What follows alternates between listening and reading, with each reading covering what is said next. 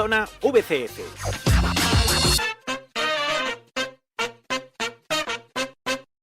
Hace 10 años desarrollé en mi libro Ya tenim equip una teoría sobre los brasileños blancos que han jugado en el Valencia.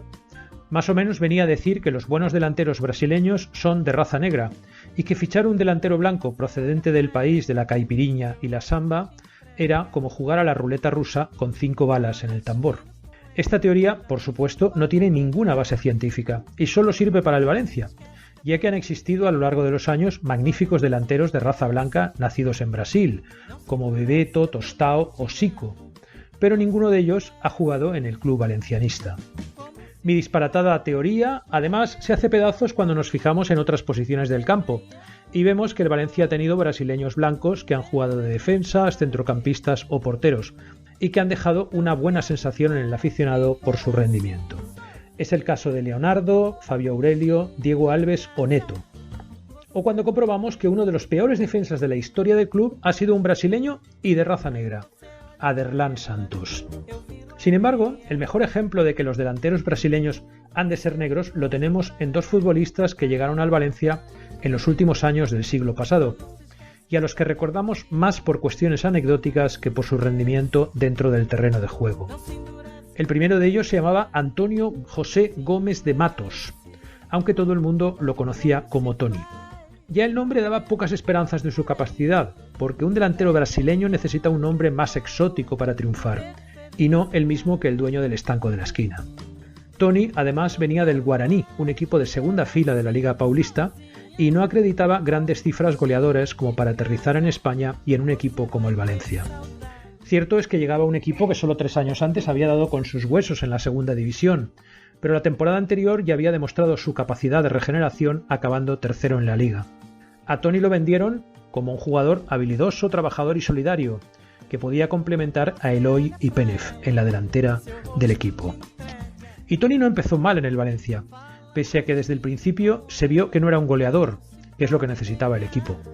Su voluntarismo no bastaba, porque el futbolista no veía puerta, aunque ese pequeño detalle no parecía importarle a Víctor Espárrago, entrenador del equipo, quien lo alineó en 36 de los 38 partidos de liga. Toni respondió con 6 goles y sobre todo con una manera peculiar de celebrarlos.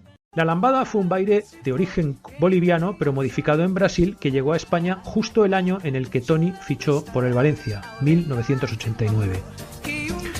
Su base eran movimientos ondulatorios del cuerpo de los bailarines, quienes lo practicaban muy juntos, en una posición típica de arrimar la sardineta. Para los más jóvenes sería comparable al perreo actual, una manera de frotarse con la pareja de baile con la excusa danzarina. En las escasas ocasiones en las que Toni marcaba un gol, lo celebraba moviendo su cuerpo a la manera de los bailarines de lambada, baile al que, según sus propias declaraciones, era muy aficionado. Sus salidas nocturnas por Valencia, no demasiado escandalosas en comparación con algunos de sus compañeros de vestuario, siempre eran para frecuentar lugares de ocio en los que sonaran lambadas. De manera que Toni se convirtió en Toni Lambada, un apodo tan ridículo como sus prestaciones goleadoras. Toni Lambada pasó 4 temporadas en el Valencia, pero de él solo recordamos una gloriosa noche, en una eliminatoria copera contra el Celta en la que marcó 4 de los 5 goles de su equipo, 3 de ellos en apenas 15 minutos. Ni antes ni después de marcharse al Valladolid logró no solo superar, sino igualar o acercarse a aquel registro prodigioso. 3 años después de marcharse Toni, llegó al Valencia otro delantero brasileño de raza blanca. Lo hizo en este caso con unos antecedentes goleadores que invitaban a la esperanza, ya que había anotado 96 goles en 2 años en el Internacional de Porto Alegre, el equipo que lo vendió al club de Mestalla por 700 millones de las antiguas pesetas.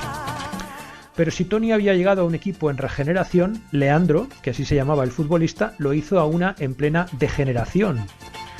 El que había sido subcampeón de liga la temporada anterior y había empezado a descomponerse en solo 6 meses, muy a la valenciana. Valdano, que había sustituido a Luis Aragonés en el banquillo, tenía una plantilla inservible para el tipo de fútbol que quería practicar, y como guinda le ficharon a Leandro. Todo apuntaba a que aquella compra había sido fruto de uno de los chanchullos que se llevaban entre manos los cuñaos en tierras cariocas. Leandro jugó 27 partidos con el Valencia y marcó 10 goles con la camiseta blanca, 8 de ellos en Liga. Nadie se acuerda de ninguno de sus tantos, pero todos los que tenemos más de 30 años recordamos la celebración de uno de ellos. Ocurrió en el estadio Vicente Calderón, en un partido correspondiente a la 29ª jornada de Liga. A falta de 20 minutos para el final, con el marcador 1-3 a favor del Valencia, Leandro salió al terreno de juego en sustitución de Pepe Gálvez.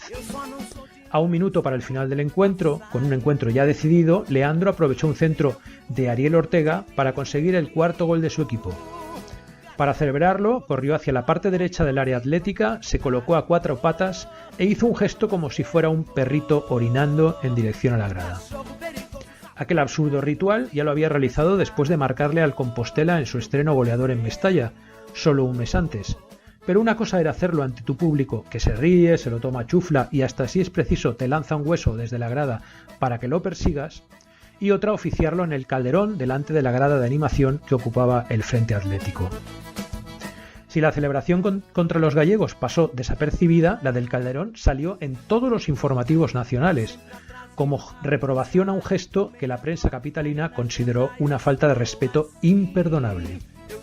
Leandro quedó marcado por aquella estupidez y aunque anotaría 5 goles más en Liga, que no celebró meando, tuvo un rendimiento irregular que con la remodelación que inició Valdano al verano siguiente terminó por apartarlo del equipo.